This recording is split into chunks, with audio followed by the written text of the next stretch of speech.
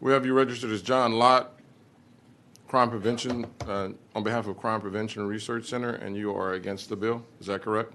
Yes, thank you very much. I appreciate Representative D'Orazio for inviting me.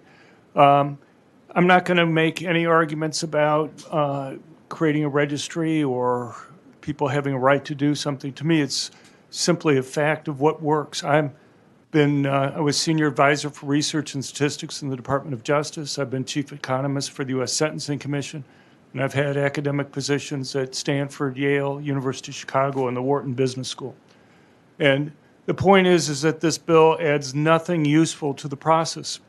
It's true the ATF gets these notices now, but from my understanding, working in the Department of Justice, they've done absolutely nothing with that information that they've received. They can go and check whether or not somebody legally bought the gun or not, and that's where the process ends.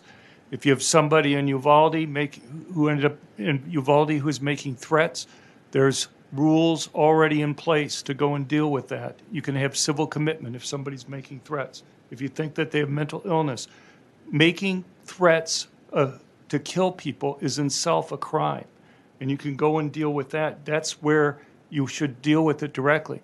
Dealing with this ex post adds nothing to what we already have for the 4473s.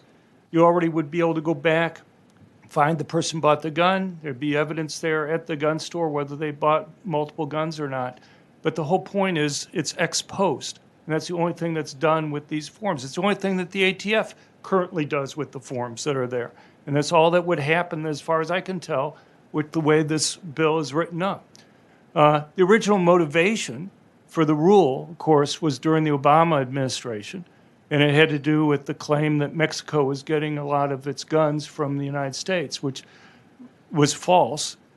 What most people don't know when they're saying that maybe 90% of the guns that were traced, Mexico didn't even try to trace even half the guns that they had, and the ATF only traced half of those. And so what it is it was 90% of the half that was. Could you wrap it up, please?